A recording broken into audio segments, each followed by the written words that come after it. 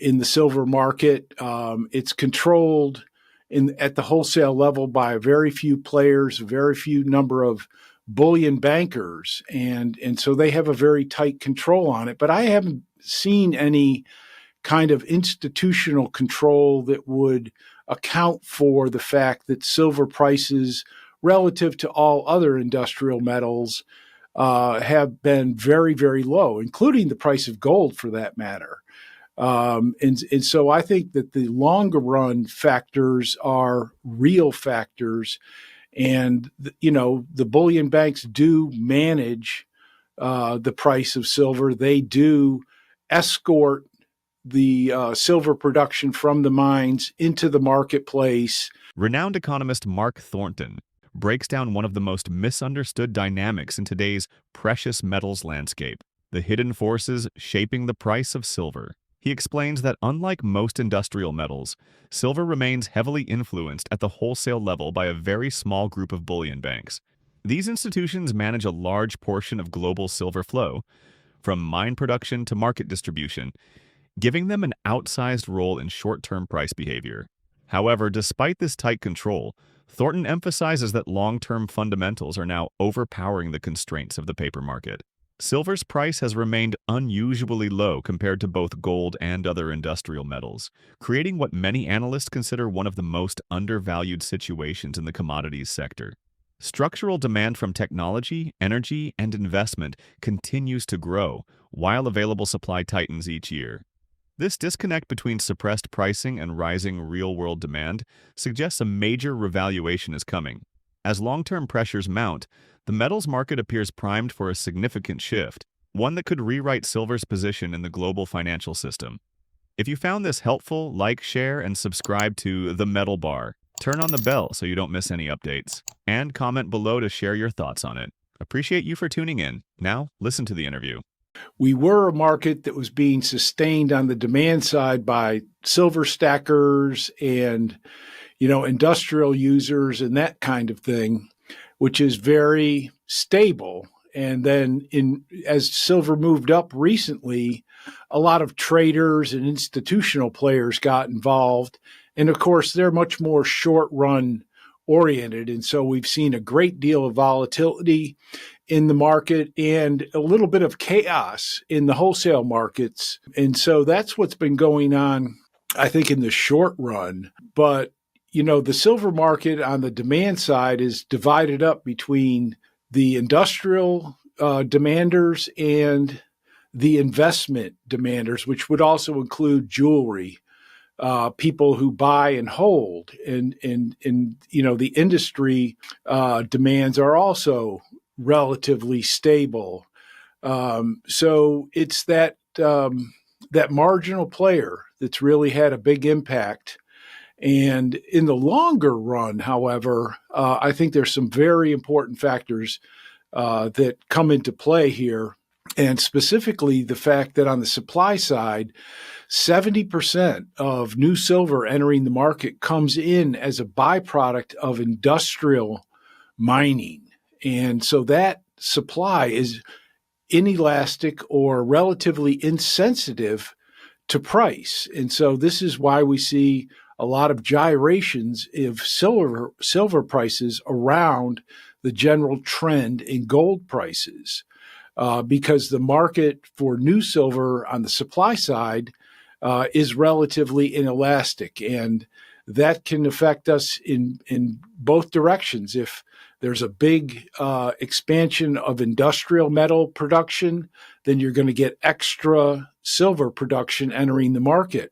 And likewise, if you get a big contraction in industrial metals, well, that's going to contract silver production, even if the price is going up. I think there are forces currently existing that's going to force the hand of the world to get back onto gold and a sounder monetary system. I think individuals out there right now are putting themselves on a precious metal standard by putting all of their savings, their savings account money into silver, or the longer term investment money into owning precious metals, owning gold, and central banks even central banks are catching on to this situation that we're in. So central banks in the BRIC countries, are moving towards a gold standard. The number one reserve asset in the world now is return to gold. Stock market investors, after a big crash in the stock market, they're going to be sold on gold, I think. And if we have a hyperinflation, of course, where prices are increasing so fast that we can barely keep up with it, well, people are going to start to go using barter for certain situations, maybe using their constitutional junk silver to make exchanges in the economy. With Bitcoin, the potential for a big Bitcoin and crypto crash in the economy, I think Gen Z and the millennials are going to be sold on a kryptonized gold or kryptonized silver instrument. And with the fall in the dollar, I think that comes along with hyperinflation. I think you're going to see people in third world countries, which have relied on the dollar as an alternative currency, they're going to jump ship. I think the people in the underground black market economy that have relied on the dollar as a currency, they're going to jump ship. So I think in many, many ways, the world is moving, and we can see forward that movement is going to continue away from the dollar, away from fiat currencies, and towards more commodity-based monetary systems. In this in-depth analysis of the silver market, industry expert highlights the forces driving both volatility and long-term trends in precious metals. The recent surge in silver prices has drawn in traders and institutional players, introducing short-term volatility into an otherwise stable market historically supported by silver stackers, industrial users, and long-term investors. This influx of marginal players has caused dramatic price swings, though the underlying demand from industrial and investment sectors remains consistent. On the supply side, about 70% of new silver enters the market as a byproduct of industrial mining, making production relatively inelastic. This inelasticity means that even with rising prices, silver supply does not expand quickly, causing further short-term gyrations. Conversely, changes in industrial metal production can significantly impact silver supply both up and down. Looking ahead, structural shifts in global finance are poised to boost demand for precious metals. Central banks in BRICS countries are increasingly moving toward gold as their primary reserve asset, and individual investors are positioning themselves on a personal precious metal standard by allocating savings into silver and gold. Hyperinflation concerns, the risk of a major cryptocurrency crash, and a weakening US dollar are expected to accelerate this transition toward commodity-backed monetary systems. As the world moves away from fiat currencies, silver and gold are emerging as crucial instruments for wealth preservation and financial security. Investors focusing on long-term holdings are likely to see these metals increasingly dominate global markets. Let's get into the interview. The price of gold is incredibly stable. And if we look at history, we find that when the government wasn't involved, that the price or purchasing power of gold was almost constant over long periods of time. So when we turn our attention to gyrations in gold prices, our first and foremost thing to look at is government intervention. And so government intervention in the current gold market is significant. I mean, they're inflating the fiat currency. They're creating international disturbances across the globe, creating uncertainty. And of course, then there's central bank buying, where central banks around the world, large and small, have been accumulating gold reserves and buying up a large part of the new gold supply. And so I think the foundation of the upward movement in gold prices has been central bank buying.